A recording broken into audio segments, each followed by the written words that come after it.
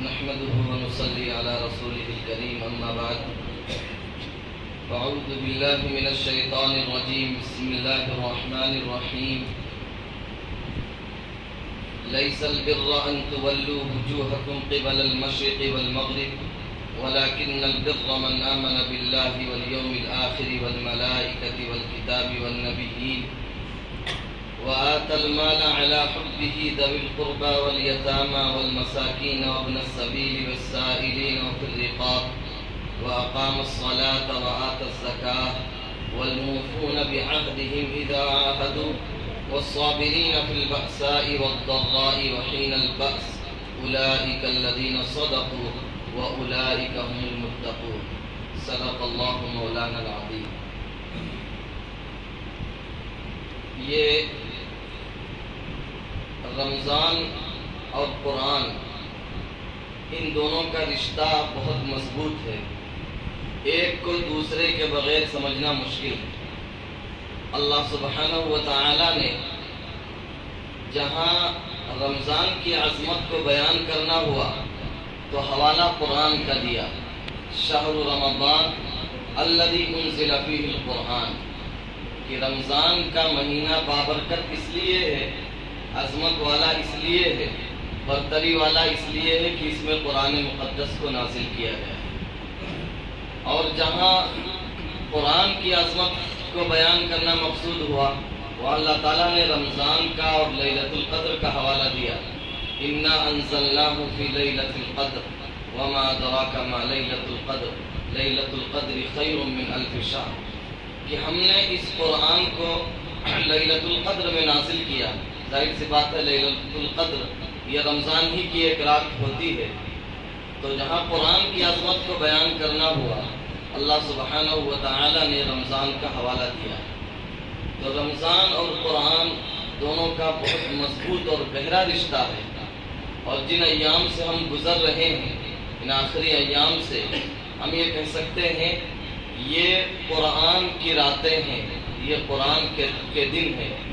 انہی راتوں میں قرآن اترا ہے، تو اس لیے اب قرآن سے ہمارا لگاؤ، قرآن سے ہمارا تعلق اور مضبوط تر ہونا چاہیے. اسی مناسبت سے اس مسجد میں اور دیگر جگہوں پر درس قرآن کا یا قرآن کے مضامین کو بیان کرنے کا اہتمام کیا جاتا ہے. اللہ تعالیٰ اہتمام کرنے والوں کو جزائے خیر عطا فرمائے، اور ہم تمام کو ہمارے یہاں اکٹھا ہونے کو قبول فرمائے، اور ہماری زندگی کو قرآن کی جیتی جاگتی ایک تصویر بنائے. ہم نے ابھی آپ کے سامنے یہ سورہ بقرہ کی آیت نمبر 177 تلاوت فرمائی ہے. یہ آیتیں ہمیں دی گئی ہیں انتظامیہ کی طرف سے. اس کو آیت البر بھی کہتے ہیں. ان آیات کو سمجھنے سے پہلے، ان کا ترجمہ اور ان کی تشریح سے پہلے ہم چاہتے ہیں کہ پہلے کچھ ایک بیک گراؤنڈ پس منظر آپ سمجھ لیں کہ کن حالات میں یہ آیت اتری ہے. آپ کو معلوم ہے کہ جب تک مسلمان اور ہمارے اور آپ کے آقا حضرت محمد مصطفیٰ صلی اللہ علیہ وسلم مکہ معظمہ میں تھے تو مسلمان کعبہ کی طرف رخ کر کے نماز پڑھا کرتے تھے. اس وقت نماز کی جو بھی کیفیت ہو، فائنلی شکل تو ابھی آئی نہیں تھی، وہ تو معراج کے بعد ہوئی ہے. تو جیسے بھی پڑھتے تھے یہ کعبہ کی طرف رخ کر کے نماز پڑھا کرتے تھے. لیکن تمام مفسرین نے تقریباً یہ لکھا ہے کہ آپ صلی اللہ علیہ وسلم کے مکہ میں کھڑے ہونے کا جو انداز ہوا کرتا تھا وہ اس طرح کھڑے ہوتے تھے کہ سامنے کعبہ ہوا کرتا تھا، اور پھر اسی کے بالکل سامنے بیت المقدس اور مسجد اقصی ہوا کرتی تھی. اس لیے آپ یہ کہہ سکتے ہیں کہ بیک وقت حضرت محمد مصطفیٰ صلی اللہ علیہ وسلم قبلتین کی طرف رخ کیا کرتے تھے کہ سامنے آپ کے کعبہ ہے، پھر اس کے بعد مسجد اقصی ہے، اور دونوں قبلے کی طرف، قبلہ اول قبلہ ثانی، دونوں کی طرف آپ کا رخ ہے. اور مسلمانوں کو کعبہ سے فطری لگاؤ بھی تھا. وہ یہاں کے رہنے والے تھے، یہاں کی برکتوں کو وہ مسلسل دیکھ رہے تھے. لیکن جب ہجرت کر کے مسلمان مدینہ پہنچے تو وہاں اب سچویشن تبدیل ہو گئی. وہاں یہ صورتحال ممکن نہیں تھی کہ مسلمان اس طرح کھڑے ہو کر نماز پڑھتے کہ دونوں قبلوں کی طرف رخ ہو جاتا. وہاں مکہ مدینہ میں جانے کے بعد بیت المقدس مسجد اقصی یہ شمال کی طرف ہے، کعبہ جنوب کی طرف ہے. اگر کعبہ کی طرف رخ کرتے ہیں تو مسجد اقصی کی طرف پشت ہو جائے گی، اور مسجد اقصی کی طرف رخ کرتے ہیں تو کعبہ کی طرف پشت ہو جائے گی. تو بیک وقت دونوں قبلوں میں سے ایک ہی قبلے کی طرف رخ کیا جا سکتا تھا. اس لیے آپ صلی اللہ علیہ وسلم نے مدینے میں جانے کے بعد بیت المقدس کی طرف رخ کر کے نماز پڑھی. یہ قرآن کی کسی آیت میں نہیں لکھا ہوا ہے. ہم یہ کہہ سکتے ہیں کہ یہ وحی خفی ہے، یعنی اللہ کے رسول صلی اللہ علیہ وسلم کو اشارہ ملا، یا یہ کہ آپ نے اپنے اجتہاد سے یہ کیا. اور آپ کو معلوم ہے کہ جب نبی کوئی اجتہاد کرے، اپنے مرضی سے کوئی فیصلہ لے اور اللہ کی طرف سے اسے ٹوکا نہ جائے، تو پھر اب یہ حتمی اور فائنلی یہ حکم ہو جاتا ہے جس پر سب کو چلنا ہی ہے. تو آپ صلی اللہ علیہ وسلم نے دو مقصد سے، مذہبی مقصد بھی تھا اور سیاسی مقصد بھی تھا، آپ نے فلسطین کی طرف رخ کیا، مسجد اقصی کی طرف رخ کیا. وہاں اہل کتاب رہا کرتے تھے، اکثریت یہود کی تھی، آس پاس کے کچھ قبیلے نصارہ کے بھی تھے. یہودیوں کا قبلہ ظاہر سی بات ہے وہ ہیکل سلیمانی کی طرف رخ کر کے نماز پڑھا کرتے تھے، تو وہ بیت المقدس اور یروشلم ہی تھا. جب یہودیوں نے یہ دیکھا کہ یہ جو ایک نئے لوگ آئے ہیں، نئی قوم جو اس دنیا میں برپا ہوئی ہے، ان کا بھی قبلہ وہی ہے جو ہمارا قبلہ ہے، تو اس لیے انہوں نے بہت زیادہ ٹینشن نہیں لیا اور بہت زیادہ اس پر توجہ نہیں دی کہ ٹھیک ہے انہوں نے الگ مذہب کی یا الگ دین کی ایک دعوت تو دی ہے، لیکن رخ تو ہمارے ہی قبلے کی طرف کر رہے ہیں. اور مدینے کے جو باشندے تھے مسلمان، یہودیوں کے ساتھ رہنے کی وجہ سے، میل جول کی وجہ سے، جیسے مکے والوں کے دل میں کعبہ کی عظمت بہت تھی، ایسے مدینے والوں کے دل میں یہ مسجد اقصی کی عظمت بہت تھی. لہذا اب وہ نئے نئے مسلمان ہوئے تھے. جب مسلمانوں نے بیت المقدس کی طرف رخ کر کے نماز پڑھنی شروع کر دی تو انہیں کوئی پریشانی لاحق نہیں ہوئی. مکہ والے جو تھے 13 سال ان کی تربیت ایسی ہو چکی تھی کہ ان کے نزدیک نبی کی اتباع سب سے اہم چیز تھی، اور نبی نے کہا کہ فلسطین کی طرف رخ کر کے نماز پڑھنی ہے، ان کو کوئی دشواری نہیں ہوئی تھی، اس لیے کہ یہ مجھے لوگ تھے، مج کر آئے تھے اور ان کی طبیعت بن چکی تھی اور ان کی گھسائی اور پٹائی ہو چکی تھی، ان کو جو ہے زبردست ان کی تربیت ہو چکی تھی، لہذا ان کو کوئی دشواری نہیں تھی. اور مدینے میں جو مسلمان بستے تھے وہ تو ان کے نزدیک بیت المقدس کی اہمیت زیادہ تھی اور ادھر ہی رک کر کے نماز پڑھ رہے تھے. لیکن جب 16 یا 17 مہینے کے بعد تحویل قبلہ ہوا، یعنی قبلے کو چینج کر دیا گیا، اور اللہ کے رسول صلی اللہ علیہ وسلم اور مسلمان یہ تمام پہلے ہی سے یہ چاہ رہے تھے کہ ہمارا قبلہ کعبہ ہو جائے. شروع میں دوسرے پارے کے شروع میں اللہ تبارک و تعالی نے فرمایا قد نرى تقلب وجهك في السماء فلنولينك قبلة ترضاها. اے نبی، ہم آپ کے چہرے کو آسمان کی طرف اٹھتا ہوا دیکھ رہے ہیں، ان قریب ہم آپ کو اس قبلے کی طرف پھیر دیں گے جو آپ کو پسند ہے، آپ جدھر رخ کرنا چاہ رہے ہیں ان قریب قبلے کے اندر تبدیلی ہو جائے گی. چنانچہ تبدیلی آئی کہ 16 یا 17 مہینے کے بعد مسلمانوں سے یہ کہا گیا کہ اب فلسطین کی طرف نہیں، مسجد اقصی کی طرف نہیں، اب کعبہ کی طرف رخ کر کے نماز پڑھنی. جب یہ قبلہ تبدیل ہوا، اب یہودیوں کی جو ہے وہ کھوپڑی ٹھنکی. انہوں نے سوچا کہ نہیں یہ الگ سے کوئی ایک امت ہے. تو سیاسی اعتبار سے بھی ان کا مسئلہ تھا کہ بھائی یہاں انہوں نے مدینے میں ریاست قائم کی، آتے ہی معاہدہ کرا لیا، ہمارے ہاتھ باندھ دیے، اب انہوں نے اپنے رنگ دکھانے کی اپنا رنگ دکھانا شروع کیا ہے کہ اپنا قبلہ بھی ہماری طرف سے دوسری طرف کر لیا، اپنا قبلہ بھی تبدیل کر لیا.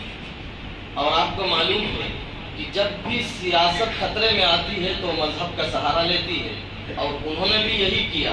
پھر انہوں نے اس کو مذہبی رنگ دیا. وہ سمجھ تو گئے کہ مسلمان ایک الگ قوم ہے جسے خاص مقصد کے لیے برپا کیا گیا ہے. اب انہوں نے اس کو مذہبی رنگ دیا کہ جو نئے نئے مسلمان تھے، خاص طور پر وہ لوگ جو مدینے میں جا کر ایمان لائے، ان کو انہوں نے کنفیوز کرنا شروع کر دیا۔ وہ کہا کرتے تھے کہ اگر قبلہ اور اگر رخ کعبہ ہی کی طرف کرنا تھا تو یہ 16-17 مہینے فلسطین اور مسجد اقصیٰ کی طرف رخ کر کے نماز کیوں پڑھی گئی؟ اور ان 16 اور 17 مہینوں میں تک جو آپ لوگوں نے ادھر رخ کر کے نماز پڑھی ہے، ان نمازوں کا کیا ہوگا؟ وہ نمازیں تو ضائع ہو گئی۔ اور آگے بڑھ کر یہ کہا کرتے تھے کہ چلو تم لوگ ابھی زندہ ہو، باحیات ہو، اپنی زندگی کی شروعات از سر نو کر سکتے ہو، لیکن جو لوگ ان 16 اور 17 مہینوں میں دنیا سے جا چکے ان کی عبادتوں کا کیا ہوگا؟ تو نئے مسلمانوں کو یہ بھڑکانے کی کوشش کیا کرتے تھے، اور وہ بہت زیادہ الجھن میں مبتلا ہو گئے، پریشانی اور بے چینی میں مبتلا ہو گئے۔ تو اس قبلے کی تبدیلی اور اس کی حکمتیں کیا تھی؟ 2 رکوع تک اللہ تبارک و تعالیٰ نے اس کو بیان کیا کہ قبلہ پہلے ادھر رکھا گیا، ادھر کیوں رکھا گیا اور اس کا مقصد کیا ہے۔ تو قبلے کی تبدیلی کی حکمتیں اور قبلے کی تبدیلی یہ 2 رکوع تک بیان کیا گیا، لیکن پھر بھی یہ ابھی بحث رکنے کا نام نہیں لے رہی۔ کبھی کبھی آپ اندازہ کرتے ہیں کہ شریعت کی روح کیا ہے، شریعت کی منشا کیا ہے، ہم اس کو پس پشت ڈال دیتے ہیں، ہم اسے پیچھے چھوڑ دیتے ہیں اور ظاہری شکل میں بہت بے پناہ الجھ کر رہ جاتے ہیں۔ یہی حال ان کے ساتھ بھی ہوا۔ اب بظاہر سمجھ میں آ رہا کہ 2 رکوع تک تبدیل قبلہ کو بیان کرنے کی ضرورت کیا تھی۔ اب اس وقت ظاہر سی بات ہے ہم اس سچویشن کو نہیں سمجھ سکتے جو اس وقت وہاں تھی، کہ اس کو مذہبی رنگ دیا گیا اور مسلمانوں کو کنفیوز کرنے کی کوشش کی گئی اور طرح طرح سے انہیں بدل کیا جانے لگا۔ تب اللہ تعالیٰ نے اس کو کلیئر کیا اور واضح کیا۔ پھر اس کے بعد کہا کہ چلو ایک 2 ٹوک بات کہ پہلے جو فلسطین کی طرف مسجد اقصیٰ کی طرف رک کر کے نماز پڑھا کرتے تھے وہ اللہ کا ایک حکم تھا، اب اللہ کا دوسرا حکم آ گیا ہے۔ تو مسلمانوں کے نزدیک سب سے بڑی بات یہ ہے اتباع۔ پہلے آپ نے نبی کی اتباع کی تھی اور ان کی پیروی میں آپ نے مسجد اقصیٰ کی طرف نمازیں پڑھی تھی، اب وہی نبی یہ کہہ رہے ہیں کہ ادھر رک کر کے نماز پڑھو، تو اب ادھر رک کر کے نماز پڑھو، اور سارا زور، ساری توانائی، ساری طاقت، ساری قوت اسی میں جھونک دو کہ ہم مشرق کی طرف رخ کریں یا مغرب کی طرف رخ کریں۔ ٹھیک ہے، یہ ایک مسئلہ تھا کہ پہلے ہم ادھر رک کر کے نماز پڑھتے تھے، اب ادھر رک کیوں کر دیا گیا، لیکن اب اسی میں الجھ کر رہ جائیں اور سارا زور اسی میں صرف کر دیں، یہ اچھی بات نہیں ہے۔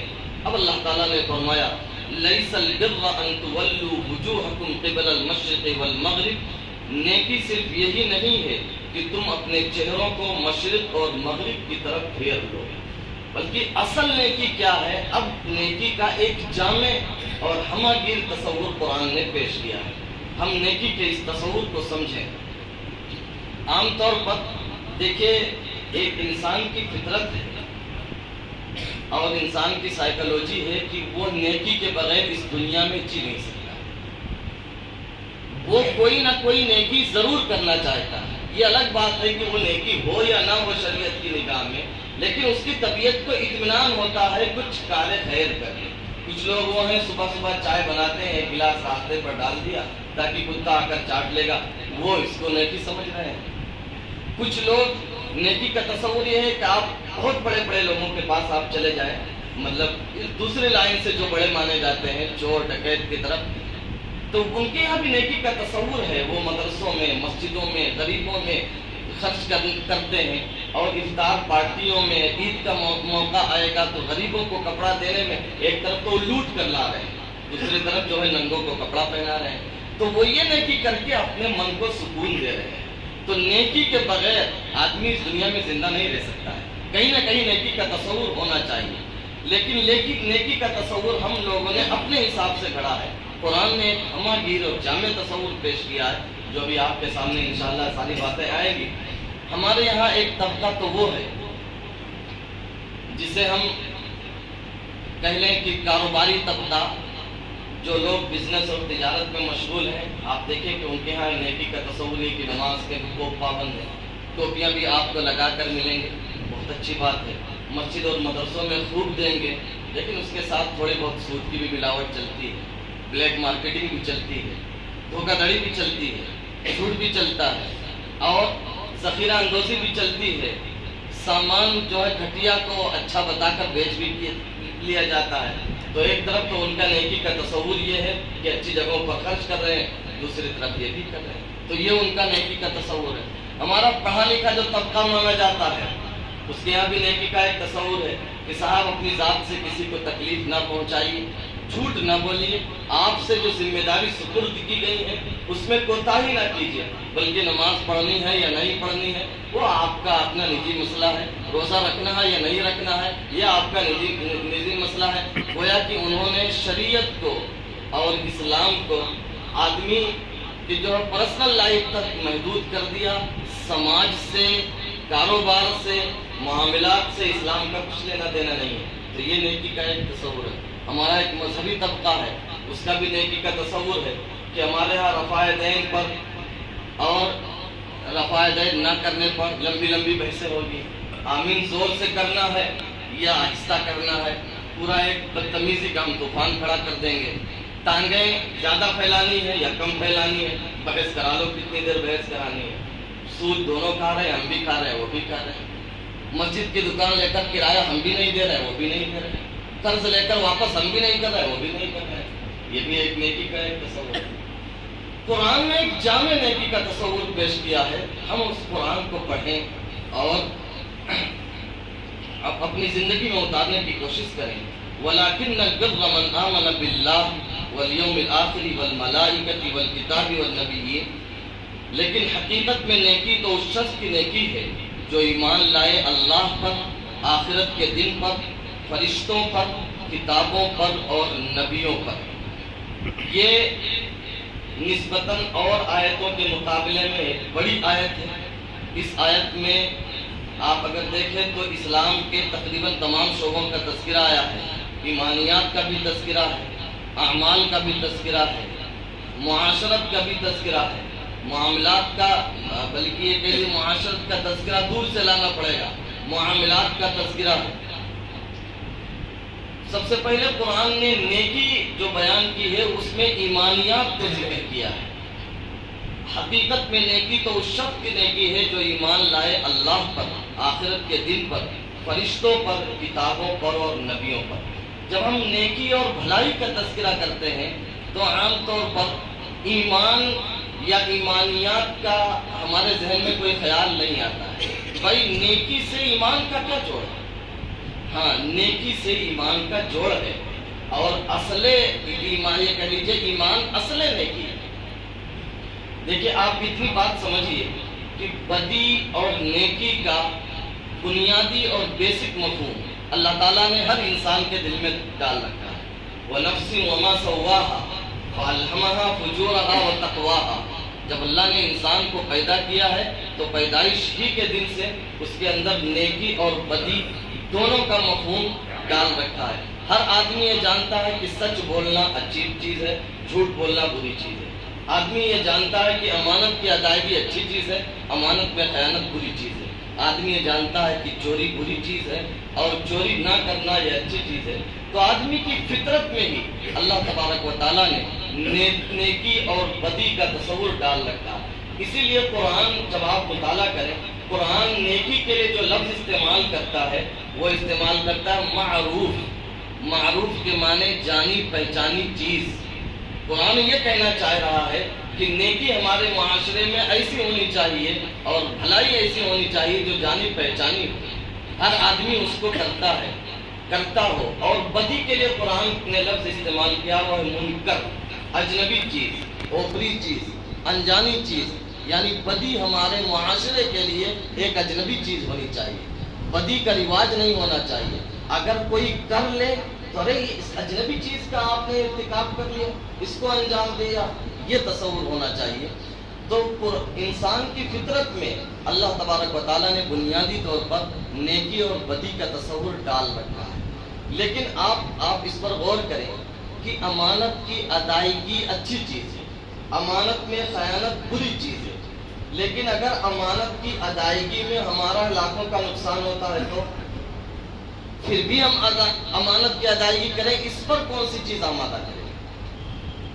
کم تولنا بری چیز ہے، برابر تولنا اچھی چیز ہے، لیکن کم تولنے میں ہمارا فائدہ دکھ رہا ہے۔ ہم کم نہ تولیں، برابر تولیں، چھپتا ہوا تولیں، اس پر کون سی چیز آمادہ کر سکتے ہیں؟ اس پر صرف اور صرف اللہ کا ڈر، اللہ کا خوف۔ یہ آپ نوٹ کر لیجئے، دنیا کا کوئی قانون چاہے جتنا سخت ہو، قانون کبھی جرائم کو اور کرائم کو ختم نہیں کر سکتا ہے۔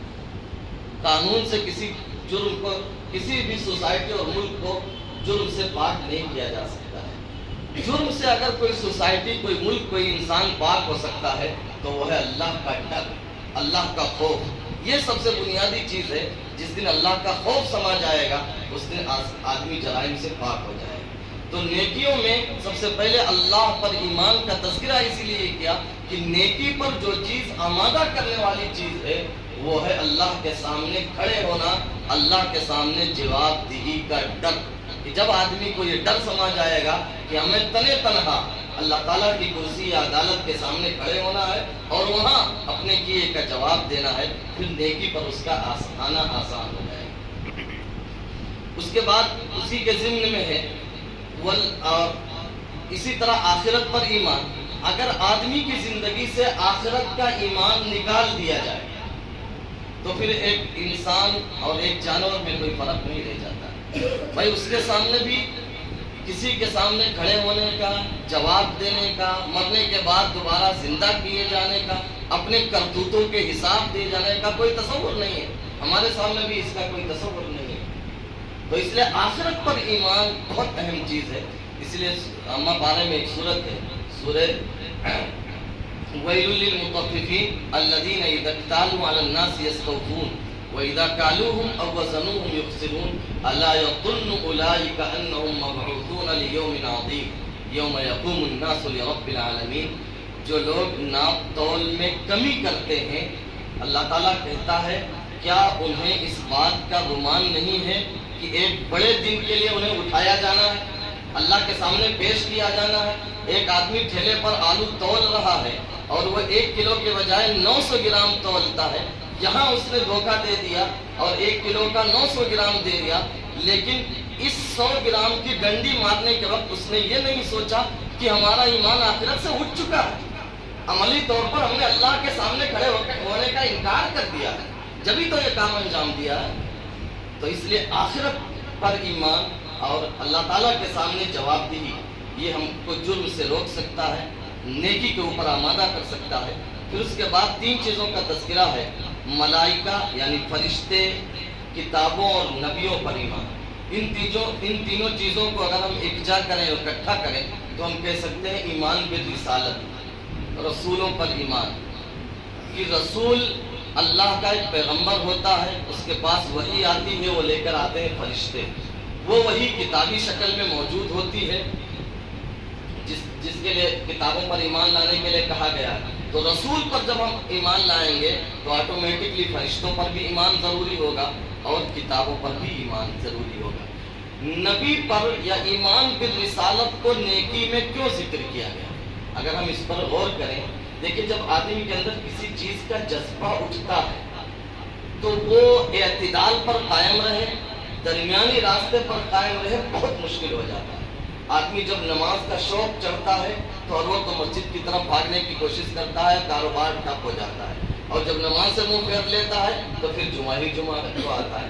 تو نیکی کا جب ایک جذبہ ہوتا ہے، وہ جذبہ اعتدال پر رہے اور نپے تلے طریقے پر چلتا رہے۔ اس کے لیے ضروری ہے کہ سامنے کوئی آئیڈیل موجود ہو، کوئی نمونہ موجود ہو۔ وہ آئیڈیل، وہ نمونہ نبی کی شکل میں موجود ہوتا ہے۔ ہم اس کی زندگی کو دیکھ لیں، نبی کی زندگی جس چیز کو نیکی بتا رہی ہے ہم وہاں پر رک جائیں کہ یہ نیکی ہے، اور جو نبی کی زندگی میں موجود نہیں ہے، نبی نے جس چیز کو کر کے یا کہہ کے نہیں بتایا، وہ چیز کبھی نیکی نہیں ہو سکتی ہے۔ یہاں پہنچ کر آپ اس حدیث کو سنیے، بخاری اور مسلم کی متفق علیہ حدیث ہے کہ 3 صحابی اللہ کے رسول صلی اللہ علیہ وسلم کے ازواج مطہرات میں سے کسی کے پاس گئے، غالباً عائشہ رضی اللہ تعالیٰ عنہ کے پاس گئے، اور آپ صلی اللہ علیہ وسلم کی انفرادی عبادت کے بارے میں معلوم کیا۔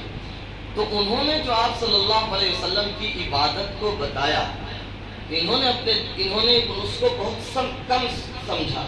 پھر انہوں نے اپنے دل میں یہ سوچا کہ وہ تو نبی ہیں، ان کے اگلے پچھلے تمام گناہ معاف ہیں، اور ہم تو گنہگار لوگ ہیں، ہمیں تو کچھ زیادہ کرنا چاہیے۔ اس لیے ایک آدمی نے فیصلہ کیا کہ ہم اب آج کے بعد سے ہمیشہ دن میں روزہ رکھیں گے، کبھی افطار نہیں کریں گے۔ دوسرے آدمی نے فیصلہ کیا کہ ہم پوری رات عبادت کریں گے، تہجد پڑھیں گے، نفلیں پڑھیں گے۔ تیسرے آدمی نے فیصلہ کیا کہ ہم شادی کے بندھن، نکاح کے بندھن میں نہیں بندھیں گے، نکاح کے چکر میں نہیں پڑیں گے، ورنہ مشغولیت دوسری طرف ہو جائے گی، تو ہم پوری زندگی کنوارے رہیں گے، نکاح نہیں کریں گے۔ جب آپ صلی اللہ علیہ وسلم، بظاہر ان کے جذبات بہت اچھے تھے، تینوں نے یہ عہد کیا تھا تاکہ نیکیوں میں اضافہ ہو۔ اللہ کے رسول صلی اللہ علیہ وسلم کو جب پتہ چلا تو آپ نے بلایا اور آپ نے فرمایا کہ میں تم میں سب سے زیادہ اللہ سے ڈرنے والا ہوں، اور میں روزہ رکھتا بھی ہوں اور نہیں بھی رکھتا ہوں، میں رات کو نفلیں پڑھتا بھی ہوں اور نہیں بھی پڑھتا ہوں، اور میرے یہاں بیویاں بھی ہیں، میں نے نکاح بھی کیے ہیں، بلکہ کئی نکاح کیے ہیں۔ تو کیا ہماری ذات، نبی کی ذات تمہارے لیے نمونہ نہیں؟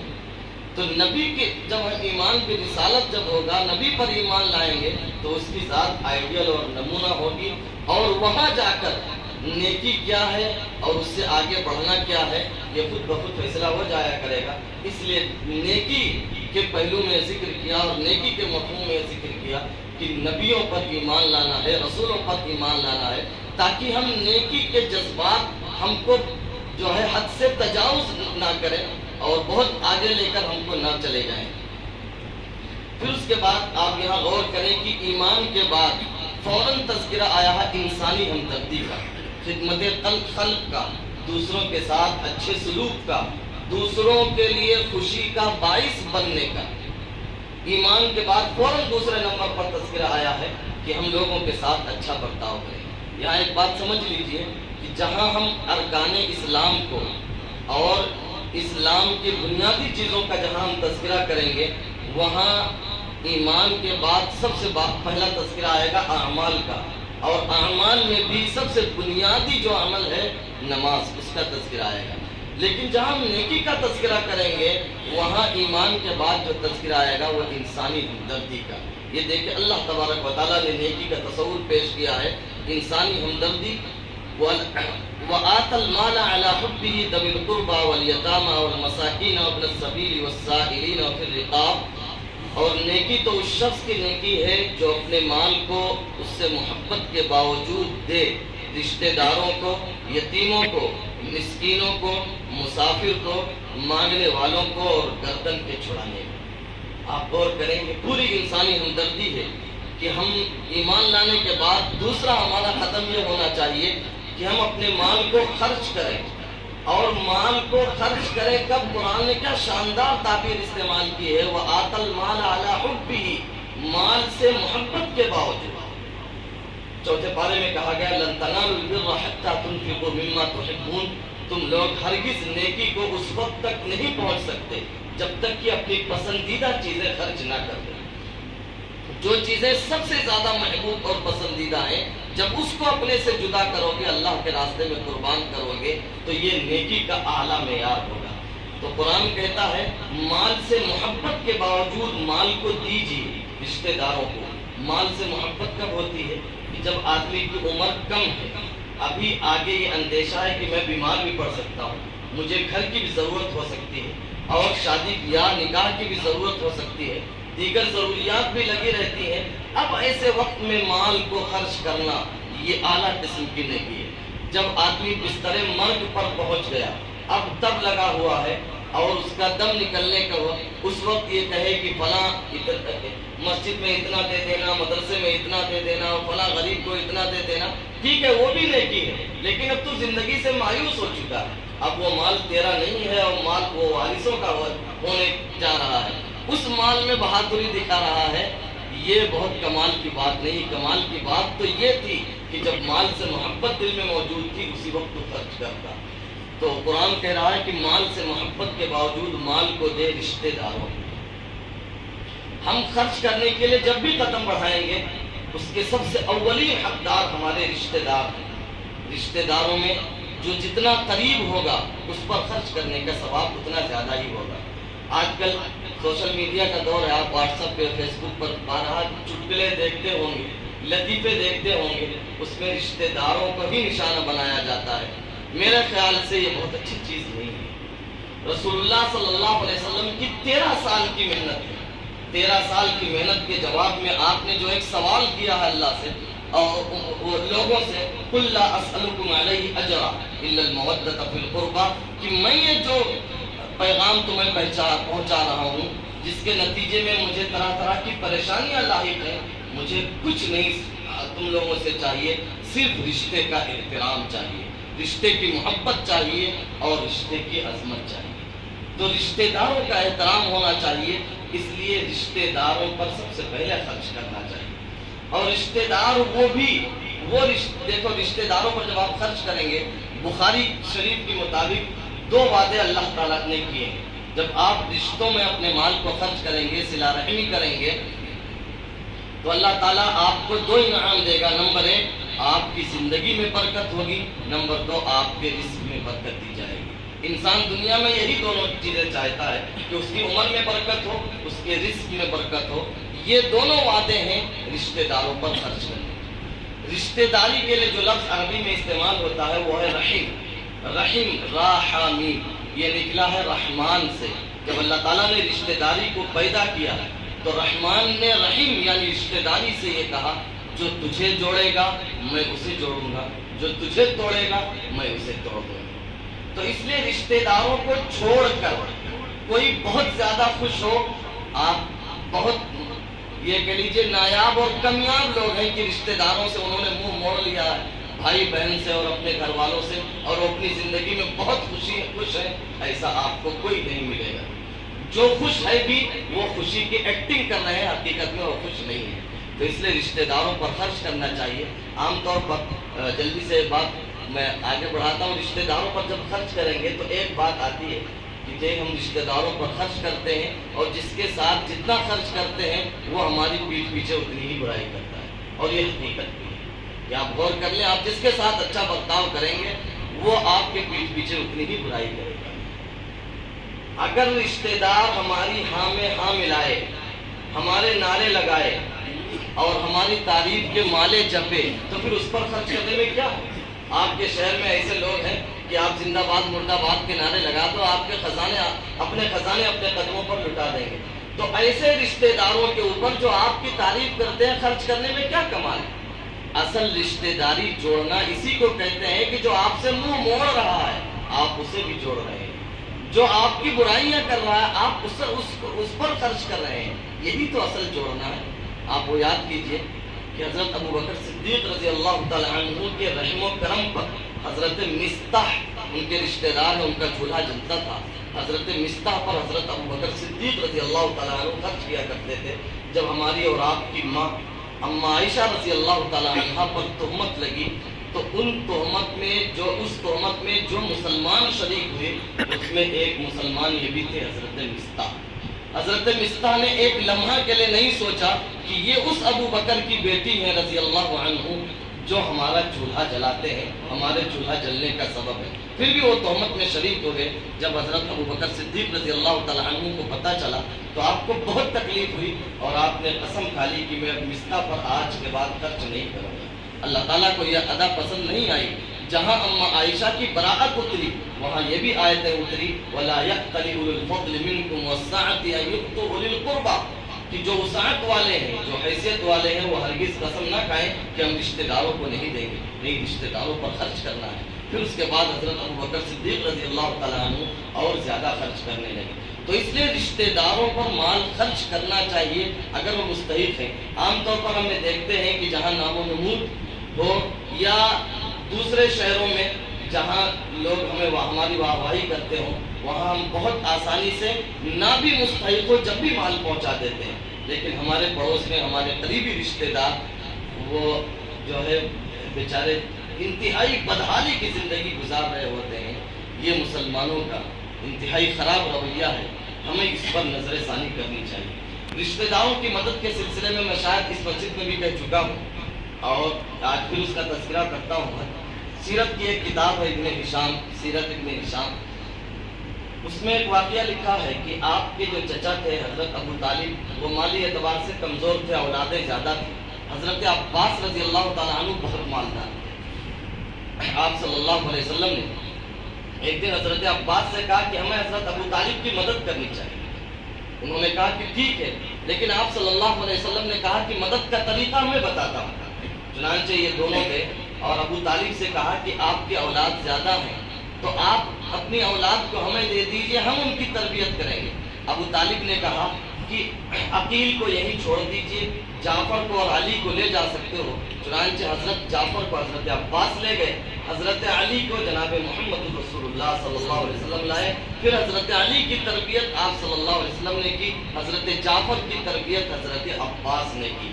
جب آپ صلی اللہ علیہ وسلم شہر علم کہلائے تو علی اس شہر علم کا دروازہ کہلائے۔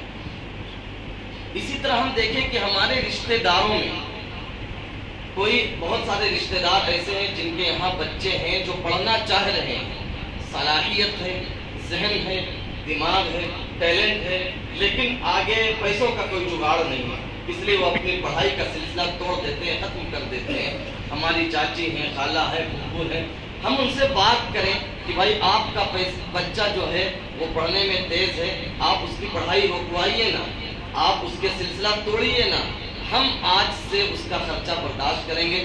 ہمارے 2 بیٹے تھے، ہم نے یہ مان لیا آج سے ہمارے 3 بیٹے ہیں، اس کی پڑھائی پر جو بھی خرچہ لگے گا ہم خرچ کریں گے۔ پھر جب وہ آپ اس کی پڑھائی پر خرچ کریں گے، کل وہ اپنے قدموں پر کھڑا ہوگا تو آپ نے صرف ایک انسان کی مدد نہیں کی ہے، آپ نے پوری ایک نسل تیار کر دی ہے، ایک پوری خاندان تیار کر دی ہے۔ تو یہ ایک مدد ہے رشتہ داروں کی جو بہت مضبوط مدد ہے۔ آپ اس رمضان میں اپنے رشتہ دار کو 5000 دے دیں گے، 5 دن کے بعد اس کے ہاتھ خالی ملیں گے، کچھ بھی نہیں ملے گا۔ اس کا مطلب یہ نہیں کہ وہ نہ دیجیے، اس کی ضرورت ہے وقتی طور پر وہ بھی دیجیے، لیکن وہ پائیدار مدد نہیں ہے۔ مضبوط مدد یہ ہے کہ آپ ان کے کسی بیٹے کو اڈاپٹ کر لیجئے، اس کو پڑھائیے لکھائیے، اور اگر اللہ نے آپ کو دیا اس کو کاروبار اور نوکری سے لگا دیجئے، پھر آپ ایک پوری نسل کو آپ نے تیار کر دیا ہے۔ اللہ تعالیٰ ہمیں سمجھ کی توفیق دے۔ والیتامى والمساکین، اور ہم مال کو دیں یتیموں کو اور مسکینوں کو۔ رسول اللہ صلی اللہ علیہ وسلم جب دنیا میں تشریف لائے تو اس دنیا میں 3 طرح کے 3 طبقے کے وہ لوگ وہ تھے جن کے اوپر بے پناہ ظلم ہو رہا تھا، ایک یتیم، ایک غلام اور ایک بیوہ۔ اللہ کے رسول صلی اللہ علیہ وسلم کی رحمت سے سب سے زیادہ اگر کسی نے فائدہ اٹھایا ہے تو انہی تینوں طبقوں نے، یتیموں نے، بیواؤں نے اور غلاموں نے۔ اس سے بڑھ کر بات کیا ہو سکتی ہے؟ اللہ کے رسول صلی اللہ علیہ وسلم نے فرمایا، اور صحیح حدیث ہے کہ یتیم بچہ ہے، آپ کچھ نہیں کر سکتے ہیں، اس کے سر پر اگر آپ نے ہاتھ بھی رکھ دیا تو آپ کے ہاتھ کے نیچے جتنے بال آئیں گے ہر بال کے بدلے میں آپ کو نہیں ملے گا۔ آپ صلی اللہ علیہ وسلم نے فرمایا، خیر بیت فی المسلمین بیت فیہ یتیم یحسن الیہ وشر بیت فی المسلمین بیت فیہ یتیم یساء الیہ۔ مسلمانوں کا سب سے اچھا گھر وہ ہے جس میں کوئی یتیم بچہ ہو اور اس کے ساتھ بہتر سلوک کیا جاتا ہو۔ اس دھرتی پر مسلمانوں کا بدترین گھر وہ ہے جس میں کوئی یتیم بچہ ہو اور اس کو دھتکارا جاتا ہو، اس کے ساتھ اچھا برتاؤ نہ کیا جاتا ہو۔ اس لیے آپ صلی اللہ علیہ وسلم نے فرمایا، انا وکافل الیتیم کہاتین فی الجنہ، جنت کے اندر میں اور یتیم کی دیکھ ریکھ کرنے والا ایسے ہوں گے دونوں۔ علماء نے لکھا ہے، اس میں بڑا لطیف اشارہ ہے کہ یہ انگلی بڑی ہے، یہ انگلی تھوڑی سی چھوٹی ہے، یعنی نبی صلی اللہ علیہ وسلم نبی ہیں، آپ کا مرتبہ اوپر ہوگا، ان کے فوراً بعد اگر کن لوگوں کسی کا مرتبہ ہوگا تو ان لوگوں کا ہوگا جو یتیموں کی دیکھ بھال کیا کرتے تھے۔ اور پھر ان دونوں انگلیوں میں بہت دوری نہیں ہے، گویا کہ نبی کے پہلوؤں میں اور نبی کے نزدیکی میں اور آپ کی قربت میں یتیم کی پرورش کرنے والوں کو جگہ ملے گی۔ تو اس لیے ہم یتیموں کے ساتھ ہماری ہمدردی ہونی چاہیے، ہماری کمائی کا کچھ حصہ یتیم کے اوپر ضرور لگنا چاہیے۔ اب تو معاملہ الٹا ہو گیا ہے کہ اگر یتیم کا باپ کوئی مال چھوڑ کر گیا ہے تو بجائے اس کے کہ ہم اس کے ساتھ اچھا سلوک کرتے ہیں، ہم الٹا اسی کا مال ہڑپنے کی کوشش کرتے ہیں۔ قرآن نے بہت دردناک سزا اس پر سنائی ہے، ان الذین یأکلون اموال الیتامی ظلما انما یأکلون فی بطونہم نارا۔ جو یتیم کا مال ناحق طریقے پر کھاتے ہیں وہ اپنے پیٹ میں آگ بھر رہے ہیں، آگ۔ تو اس لیے یتیم ہماری ہمدردی کا مستحق ہونا چاہیے.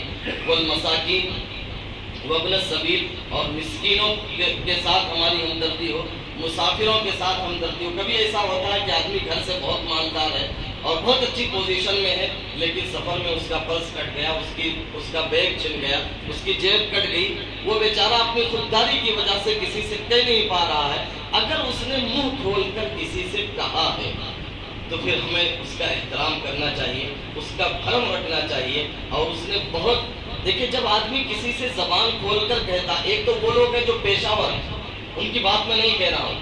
جو لوگ پیشہ ور نہیں ہیں، جب وہ کسی سے اپنی زبان کھولتے ہیں، اس سے پہلے وہ اپنے اندر کی انا کو، اپنے ایگو کو مار چکے ہوتے ہیں، اپنی انسانیت کو کھو چکے ہوتے ہیں، پھر وہ زبان پر لاتے ہیں. تو اگر کوئی آدمی ایسا ہے اور اس نے آپ کے سامنے اپنی ضروریات رکھی ہیں تو ہمیں اس کا احترام کرنا چاہیے. والسائلین، اور مانگنے والوں کو بھی دیں. دیکھیں مانگنے والے، بلکہ آپ جو روایتیں پڑھیں گے تو روایتوں میں یہ ہے کہ مانگنے والا اگر گھوڑے پر بھی آئے تو اسے بھی رد نہیں کرنا چاہیے. تو ایک تو لیکن یہ جو پیشہ ور مانگنے والے ہیں، بلکہ ہم ایک جگہ جلسے میں گئے تھے تو وہاں لوگوں نے بتایا حضرت یہ فلاں گاؤں ہمارے یہاں آپ کے پڑوسی میں ہے، دور نہیں، 50-60 کلومیٹر کے اندر ہے. پورا گاؤں رمضان میں پورے گاؤں کے ہر گھر میں تالا رہتا ہے اور یہ پورا گاؤں مانگتا ہے. ایک آدمی کی انکم ایک رمضان میں 3-3, 4-4 لاکھ روپے رہتی ہے. تو یہ پیشہ ور لوگ ہیں.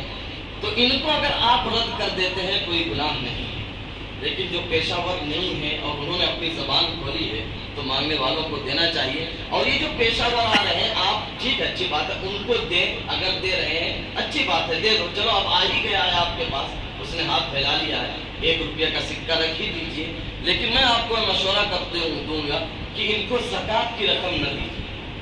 ان میں اکثریت وہ لوگ ہیں جو اندر سے بہت مضبوط ہیں، اور زکوٰۃ جیسے قاعدے کے مطابق نکالنی ضروری ہے، اسے مصرف تک پہنچانا بھی ضروری ہے. تو اس لیے آپ انہیں نفلی صدقہ سے دے دیں، دوسرے جو ہے مد سے دے دیں، لیکن زکوٰۃ کی نہ دیں. وفی الرقاب، اور نیکی یہ ہے کہ آپ اپنے مال کو گردن کے چھڑانے میں دیں. پہلے غلام اور باندیوں کا رواج تھا. اللہ کے رسول صلی اللہ علیہ وسلم جب اس دنیا میں آئے تو آپ نے غلام اور باندیوں کے رواج کو کم کیا، کم کرتے کرتے ختم کر دیا. یہ نہیں کہ رسول اللہ صلی اللہ علیہ وسلم نے غلام اور باندیوں کے رواج کو بڑھاوا دیا ہے. جیسے کہ ٹی وی ڈیبیٹ میں جو لوگ جاتے ہیں یا جو وہ سنتے رہتے ہیں، آپ دیکھیں وہاں ایسے یوں لگتا ہے جیسے اسلام نے غلام اور باندیوں کو رواج دیا ہے. نہیں، غلام اور باندیوں کا رواج پہلے سے تھا. آپ صلی اللہ علیہ وسلم نے اس کو ختم کرنا چاہا اور دھیرے دھیرے اس کو ختم کیا ہے. آپ نے کہا کہ آپ نے قسم کھا لی ہے، قسم پر پورے نہیں اتر پا رہے ہو، چلو ایک غلام آزاد کر دو. اپنی بیوی سے زہار اور لعان کر لیا ہے، غلام آزاد کر دو. روزے کا کفارہ ہے، غلام آزاد کر دو. پھر غلام کے آزاد کرنے کو بہترین نیکی جناب محمد رسول اللہ صلی اللہ علیہ وسلم نے بیان کی، اور دھیرے دھیرے یہ رواج اس دنیا سے ختم ہو گیا. تو آپ نے فرمایا نیکی ہے کہ گردن کے چھڑانے میں مال کو خرچ کیا جائے. اب گردن کے چھڑانے میں غلام باندیوں کا رواج تو رہا نہیں، لیکن اب گردن آپ 2 طرح سے چھڑا سکتے ہیں. ایک تو یہ ہے کہ اگر کوئی اپنی قرض میں ڈوب گیا ہے تو آپ اس کو قرض سے باہر نکلنے میں اس کی مدد کریں. دیکھیں یہاں پر ایک بات سمجھیے، آج کل شہروں میں 4 سال رہا ہوں شہر میں، اور خاص طور پر یہ مسئلے بہت آتے تھے کہ لوگ بہت بڑا اماؤنٹ لے لیتے ہیں ادھار، اس کو تجارت میں لگا دیتے ہیں.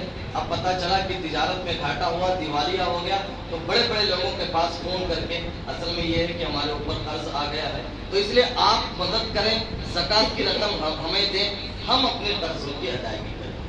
ایمانداری سے بتائیے کہ اگر ایک شہر میں 4 کروڑ پتی اس طرح سے نکل آئے تو غریبوں کا کیا ہوگا؟ اگر اس طرح کی سچویشن ہے اور یہ صورتحال پیش آئی ہے تو شریعت کہتی ہے کہ پہلے آپ کی جو بنیادی ضرورتیں ہیں ان کے علاوہ جو مال ہے اسے بیچ ڈالیے. آپ کے جو جتنا ضرورت کا گھر ہے اسے رکھیے، بقیہ بیچ ڈالیے. گاڑی بیچ ڈالیے، مہنگا فون بیچ ڈالیے، آپ اپنی مہنگی گھڑی بیچ ڈالیے. پھر بھی قرض ادا نہ ہو تو دوسرے کا سہارا لیجیے. ورنہ تو ایک ٹرینڈ چل چکا ہے، ایک فیشن چل چکا ہے کہ بڑا اماؤنٹ ادھار لیتے ہیں اور کوئی ٹینشن نہیں ہوتا ہے. اور آپ اس سے بڑھ کر یہ کیا ہے کہ اب تو یہ لوگ ٹرین چلا رہے ہیں کہ تجارت کا مال اکٹھا کیجیے، ہم اس سے بزنس کریں گے، غریبوں کی مدد کریں گے۔ ہم اس پر ابھی نہیں جا رہے ہیں کہ یہ کہاں تک صحیح ہوگا، کہاں تک غلط ہوگا۔ ایک بات آپ ایمانداری سے صرف یہ بتا دیجیے، ہمارا پیسہ اگر یہ مولوی صاحب لے لے تو اس پیسے کا میں وارث ہوں، اپنا پیسہ لینے کے لیے بھکاری کی طرح ان کے پیچھے لگنا رہتا ہے۔ جب زکوٰۃ کی وہ رقم جس کا کوئی وارث نہیں ہے ہم دوسروں کے حوالے دے دیں گے تو امید رکھتے ہیں کہ وہ کما کر دے گا، وہ پیسہ نکل آئے گا۔ لوگ جو ہے دیانت داری کا عالم یہ ہے کہ 100 روپئے دکانوں کے کا کرایہ ہے مسجد اور مدرسوں کا، اور 5 سال تک وہ کرایہ نہیں ادا کر رہے۔ اگر ہم یہ زکوٰۃ کی رقم اکٹھا کر کے تجارت میں یہ بھول اگر مسلمانوں نے کر دی تو اس کا انجام کیا ہوگا آپ سمجھیے۔ تو ایک تو گردن کے چھڑانے میں اگر حقیقت میں کوئی قرضدار ہو گیا ہے، اس نے پیسے ادھار لے کر بیماری کا علاج کیا، پیسے ادھار لے کر اس نے اور اپنے گھر کی کوئی بنیادی ضرورت پوری کی ہے، اب کوئی اس کو صورت نہیں بن پا رہی، آپ اپنے مال سے اس کے قرض کو ادا کریں۔ اور گردن کا ایک چھڑانا یہ ہے، جیسے اس زمانے میں بے شمار لوگ وہ ہیں جو بے قصور ہیں لیکن پھر بھی ان کے ہاتھوں میں ہتھکڑیاں، وہ جیل کی سلاخوں کے پیچھے ہیں، آپ ان کو باہر نکالنے میں مدد کریں۔ کچھ لوگ تو وہ ہیں جو اپنی خاندانی رنجش میں گئے ہیں، ان کی بات ہم نہیں کرتے، ان کی آپ مدد کریں نہ کریں وہ آپ کا کام۔ جو لوگ بے قصور ہیں، بے گناہ ہیں، آپ کے مال کا کچھ نہ کچھ حصہ ان کو چھڑانے میں اور ان کو باہر لانے میں لگنا چاہیے۔ بلکہ جیسے عید کا موقع ہے، ہونا یہ چاہیے تھا کہ ہم عید اس وقت کریں جبکہ کم سے کم 2-4 قیدی ہم جو بے قصور وہاں قید ہیں ان کو چھڑا دیں، پھر ہماری عید ہو۔ تو بہرحال گردن کے چھڑانے میں اپنا مال دیں، یہ نیکی ہے۔ پھر سے ایک بار ان کا ترجمہ دیکھیے، نیکی صرف یہی نہیں ہے کہ تم اپنے چہروں کو مشرق اور مغرب کی طرف پھیر لو، لیکن حقیقت میں نیکی تو اس شخص کی نیکی ہے جو ایمان لائے اللہ پر، آخرت کے دن پر، فرشتوں پر، کتابوں پر اور نبیوں پر، اور مال کو دے، مال سے محبت کے باوجود رشتہ داروں کو، یتیموں کو، مسکینوں کو، مسافروں کو، مانگنے والوں کو، اور گردن کے چھڑانے۔ اب آیا حقوق اللہ وَأَقَامَ الصَّلَاةَ وَآتَى الزَّكَاةَ، نماز کو قائم کرے اور زکوٰۃ کو دے۔ دوسرے نمبر پر انسانی ہمدردی آئی ہے، تیسرے نمبر پر اللہ نے اپنے حقوق کا تذکرہ کیا ہے کہ نماز کو قائم کرے اور زکوٰۃ کو دے۔ نماز پر آپ بارہا بات سنتے رہتے ہیں، ٹائم بھی کم ہے۔ زکوٰۃ کے سلسلے میں آپ اتنی بات سمجھیے کہ زکوٰۃ کے اندر تزکیہ کا پہلو کہ بری چیزوں سے، بری عادتوں سے، گندگیوں سے صاف کرنے کا ایک ذریعہ زکوٰۃ بھی ہے۔ اصل میں اللہ تعالیٰ نے ہمارے ذمے جتنے احکام لگائے ہیں ان میں کچھ چیزیں وہ ہیں جن کو کر کے ہم اللہ کے پاس، اللہ کے قریب، اللہ کی قربت حاصل کر سکتے ہیں، اور کچھ چیزیں وہ ہیں جن سے بچ کر ہم اللہ کی نزدیکی حاصل کر سکتے ہیں۔ نماز، صبر، یہ چیزیں وہ ہیں جن کو کر کے ہم اللہ کی قربت حاصل کر سکتے ہیں، اور جن سے ہمیں بچنا ہے وہ ہے مال کی محبت۔ لیکن مال کمانا کوئی جرم نہیں ہے۔ سورہ جمعہ آپ پڑھیں گے، جس شان سے اللہ تعالیٰ نے کہا فَاسْعَوْا إِلَىٰ ذِكْرِ اللَّهِ، اللہ کے ذکر کی طرف لپکو، بڑھو، دوڑو، اسی شان سے اللہ نے کہا وَابْتَغُوا مِن فَضْلِ اللَّهِ، جب نماز ہو جائے تو اللہ کے فضل یعنی رزق کو تلاش کرو، کماؤ۔ نہیں کماؤ گے تو مسجد مدرسے کیسے چلیں گے؟ نہیں کماؤ گے غریبوں کا کیا ہوگا؟ نہیں کماؤ گے تمہارے پیچھے تمہارے وارثوں کا کیا ہوگا؟ تو کماؤ، خوب کماؤ، لیکن یہ دنیا دل میں گھر نہ کرے۔ دیکھیے دنیا کی محبت ہر بیماری اور برائی کی جڑ ہے۔ ابو داؤد شریف کی مشہور روایت یاد کیجیے کہ اللہ کے رسول صلی اللہ علیہ وسلم نے ارشاد فرمایا، ایک وقت وہ آئے گا جب دنیا تمہیں کھانے کے لیے، تمہیں مٹانے کے لیے اس طرح اکٹھا ہوگی جیسے لوگ کھانا کھانے کے لیے دسترخوان پر اکٹھا ہوتے ہیں۔ تو صحابہ نے پوچھا اللہ کے رسول صلی اللہ علیہ وسلم کیا اس وقت ہماری تعداد کم ہوگی؟ اللہ کے رسول صلی اللہ علیہ وسلم نے فرمایا کہ نہیں، تعداد بہت ہوگی، وَلَكِنَّكُمْ غُثَاءٌ كَغُثَاءِ السَّيْلِ، لیکن سیلاب میں بہنے والے جھاگ سے زیادہ تمہاری کوئی اہمیت نہیں ہے۔ جب پانی بہتا ہے تو اس کے اوپر جو کچرا بہتا رہتا ہے بس تمہاری حیثیت وہی ہوگی۔ اللہ تعالیٰ تمہارا روگ دشمنوں کے دلوں سے نکال دے گا اور تمہارے دل میں دشمنوں کا خوف پیدا کر دے گا اور تمہارے اندر وہن پیدا ہو جائے گا۔ صحابہ نے پوچھا اللہ کے رسول صلی اللہ علیہ وسلم مل وہن، یہ وہن کیا چیز ہے؟ اللہ کے رسول صلی اللہ علیہ وسلم نے فرمایا حب الدنیا و کراہیت الموت، دنیا کی محبت اور موت سے نفرت، یہ چیزیں ایسی ہیں کہ آپ کے پاس لاکھ ہتھیار ہوں، تعداد چاہے جتنی بڑی ہو، اسباب اور وسائل چاہے جتنے ہوں، آپ دشمنوں کے مقابلے میں کبھی ڈٹ نہیں سکتے، آپ ان کا مقابلہ نہیں کر سکتے، اس لیے کہ دنیا اب ہمارے اور آپ کے اندر پہنچ گئی ہے۔ دنیا ہمارے دلوں میں نہ بسے، اس کے لیے شریعت نے یہ آپشن رکھا ہے کہ مالدار سے 2.5% لینا ہے، اور لینا ہی نہیں ہے، اگر اسلامی حکومت ہو، خلافت ہو تو زبردستی لینا ہے، گردن پر تلوار رکھ کر لینا ہے، نہیں دو گے تو گردن مار دی جائے گی۔ تو اس لیے تاکہ دنیا دل میں گھر نہ کرے، آدمی یہ سوچے کہ نہیں میں کما تو رہا ہوں لیکن اس کو خرچ کرنا ہے، اس کو اپنے آپ سے جدا کرنا ہے۔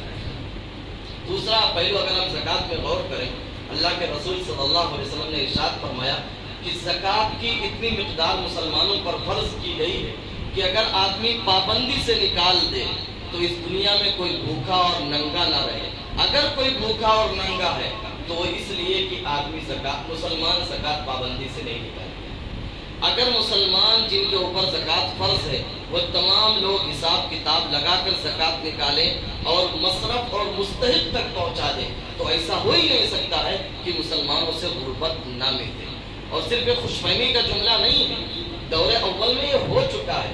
حضرت معاذ بن جبل رضی اللہ تعالیٰ عنہ کو آپ صلی اللہ علیہ وسلم نے یمن کا گورنر بنایا تھا، اس کے بعد حضرت ابوبکر صدیق رضی اللہ تعالیٰ عنہ کے دور میں بھی وہ گورنر رہے، جب حضرت عمر کا دور آیا جب بھی وہ گورنر تھے، اور حضرت عمر نے جب بیت المال کا نظام قائم کیا تو سینٹرل بیت المال مدینہ منورہ میں قائم کیا۔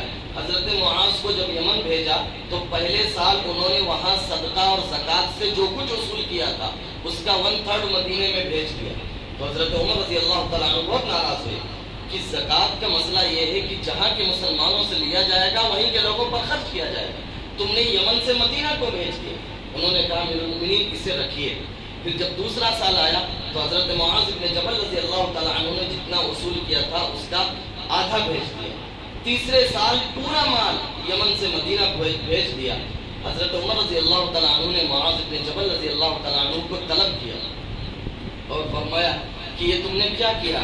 تو حضرت معاذ بن جبل رضی اللہ تعالیٰ عنہ نے جواب دیا کہ امیر المؤمنین، اللہ کے نظام کی برکت سے اور آپ جیسے حکمرانوں کی برکت سے آج ہمارے یمن میں، ہمارے صوبے میں ایک آدمی بھی ایسا نہیں ہے جو زکوٰۃ کا مستحق ہو، اس لیے میں نے سارا مال جو ہے وہ مدینہ منورہ بھیج دیا۔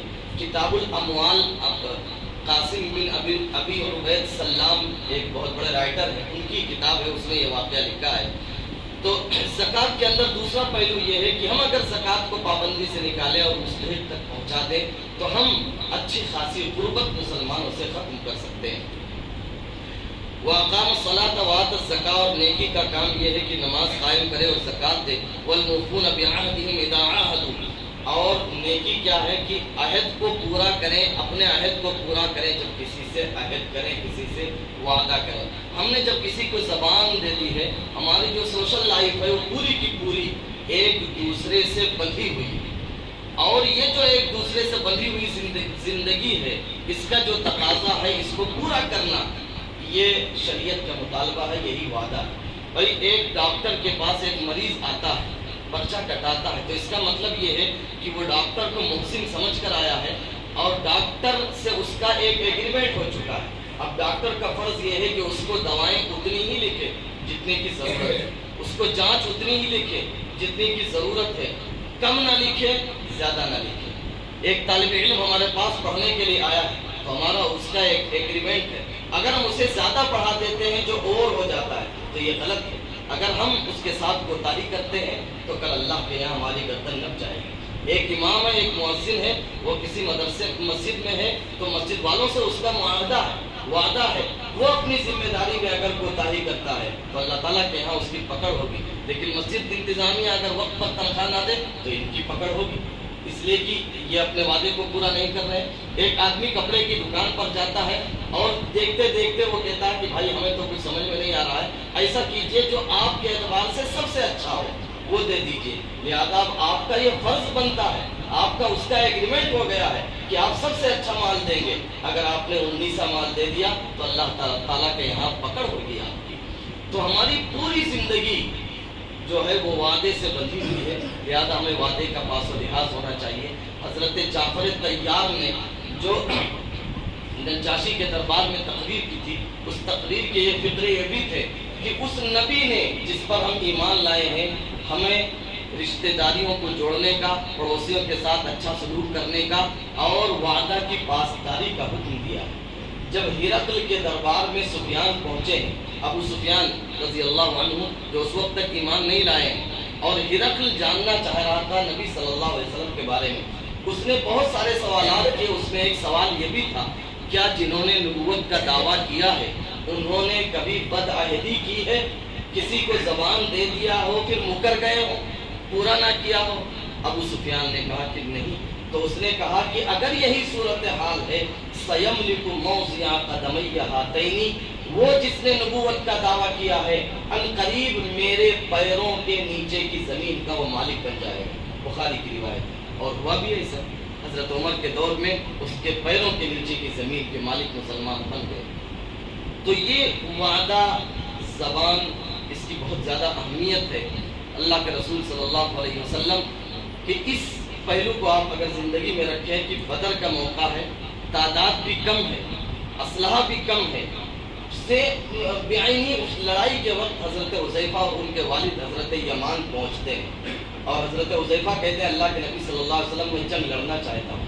آپ صلی اللہ علیہ وسلم نے کہا بالکل استقبال ہے، تعداد کم ہے، لیکن انہوں نے کہا کہ میں آ رہا تھا مکے سے، راستے میں ابو جہل مل گیا، ابو جہل نے مجھے پکڑ لیا اور اس شرط پر چھوڑا کہ میں نے اس کو زبان دے دی ہے، اس سے وعدہ کر لیا ہے کہ میں مدینہ جا تو رہا ہوں لیکن محمد صلی اللہ علیہ وسلم کے ساتھ مل کر تمہارے خلاف لڑائی نہیں کروں گا۔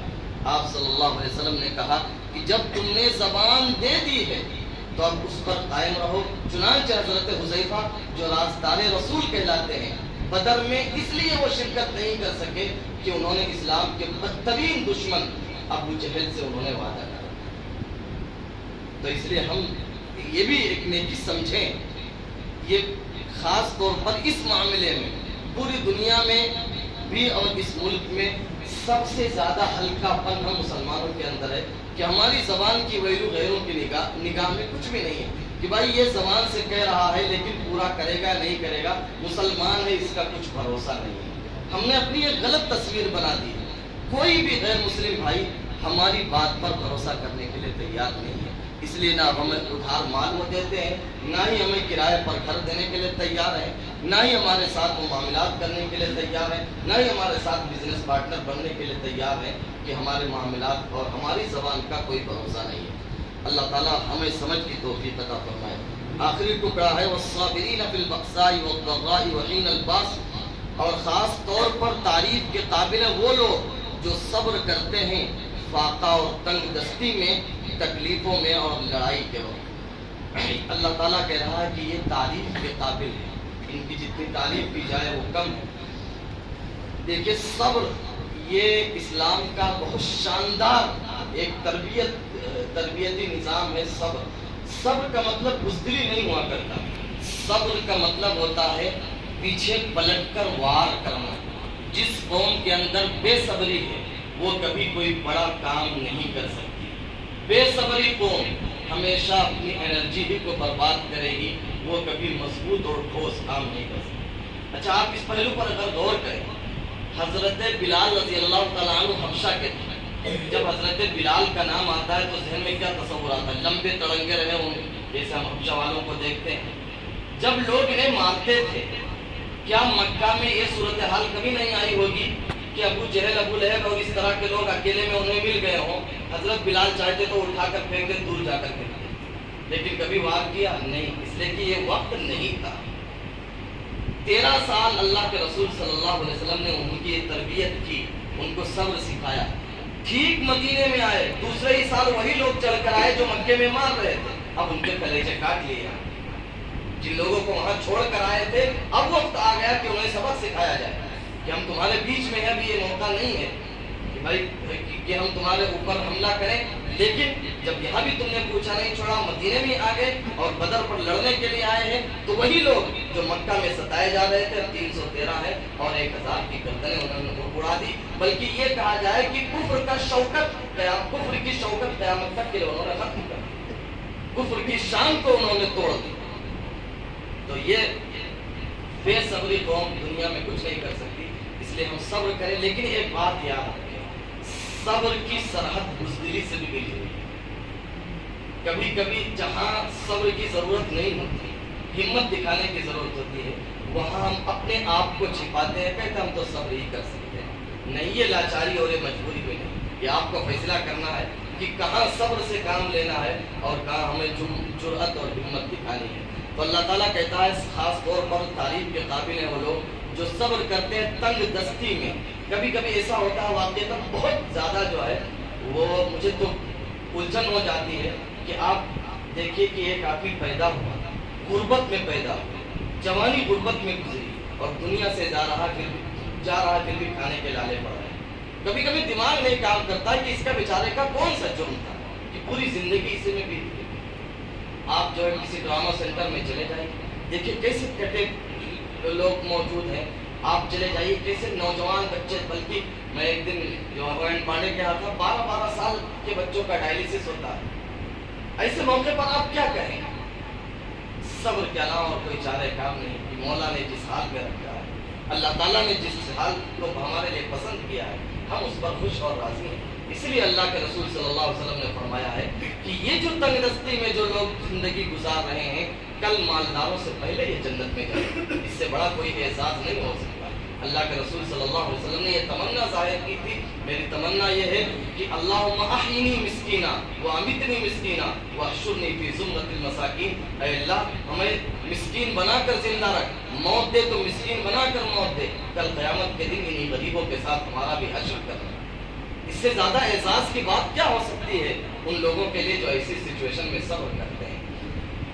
وحین الباس، اور صبر کا سب سے اعلیٰ معیار یہ ہے کہ آپ ڈٹے رہیں، جمے رہیں اور حق کے لیے اور کلمہ کی بلندی کے لیے اپنی گردن کٹا لیں لڑائی کے وقت۔ تو صبر کا ایک مفہوم ہے ڈٹ جانا، جمے رہنا، پیچھے نہ ہٹنا، حالات کیسے بھی ہوں، جس چیز کو آپ نے حق سمجھ لیا ہے بس اب اس پر پوری انرجی لگا دیجیے، مضبوطی سے قائم رہیے۔ زیادہ سے زیادہ کیا ہوگا؟ گردن ہی تو کٹ جائے گی، اس کے علاوہ اور کچھ نہیں ہو سکتا ہے۔ اور یوں تو نہ بھی کچھ کرنے پر گردنیں کٹ رہی ہیں، تو اس لیے آپ نے جس نظریے کو حق سمجھا ہے اس پر جمے رہیے۔ اولئک الذین صدقوا، اللہ تعالیٰ کہتا ہے یہی وہ لوگ ہیں جو اپنے دعوے ایمان میں سچے ہیں، جنہوں نے ایمان کا دعویٰ کیا ہے اور یہ اعمال ان کے اندر موجود ہیں، یہی لوگ سچے ہیں۔ وہ اولئک هم المتقون، اور یہی لوگ پرہیزگار ہیں۔ دیکھیں پرہیزگاری کی کوئی شکل نہیں ہو سکتی، تقویٰ کی کوئی شکل نہیں ہے، تقویٰ کی کوئی صورت نہیں ہے کہ ہم صورت دیکھ کر فیصلہ کرتے ہیں مفتی صاحب جو ہے وہ بیٹھے ہیں کرسی پر، داڑھی ٹوپی کرتا پیجامہ، یہ بہت ضرور متقی ہوں گے، سامنے والا پینٹ شرٹ میں ہے، کلین شیو ہے اور وہ متقی نہیں ہو سکتا۔ تقویٰ کی کوئی شکل اور تقویٰ کی کوئی صورت نہیں ہو سکتی ہے، یہ اعمال ہمارے اندر موجود ہے تو ہم متقی اور پرہیزگار ہیں، جن کا تذکرہ ہوا ہے۔ نہیں موجود ہے تو چاہے شکل متقی ہماری ہی کیوں نہ ہو، ہم متقی اور پرہیزگار نہیں ہیں۔ پہلے ایک بار اس کا ترجمہ اور سن لیجیے۔ نیکی صرف یہی نہیں ہے کہ تم اپنے چہروں کو مشرق اور مغرب کی طرف پھیر لو، لیکن حقیقت میں نیکی تو اس شخص کی نیکی ہے جو ایمان لائے اللہ پر، آخرت کے دن پر، فرشتوں پر، کتابوں پر اور نبیوں پر، اور مال کو مال سے محبت کے باوجود دے رشتہ داروں کو، یتیموں کو، مسکینوں کو، مسافر کو، مانگنے والوں کو، اور گردن کے چھڑانے میں نماز کو قائم کرے، زکوٰۃ کو ادا کرے اور اپنے عہد کو پورا کرے جب عہد کرے۔ خاص طور پر تعریف کے قابل ہیں وہ لوگ جو صبر کرتے ہیں تنگ دستی میں، تکلیف میں اور لڑائی کے وقت، یہی وہ لوگ ہیں جو سچے ہیں اور یہی لوگ پرہیزگار ہیں۔ اللہ ہمیں کہیں سنی باتوں پر عمل کی توفیق عطا فرمائے، کمیوں کو تاہیوں سے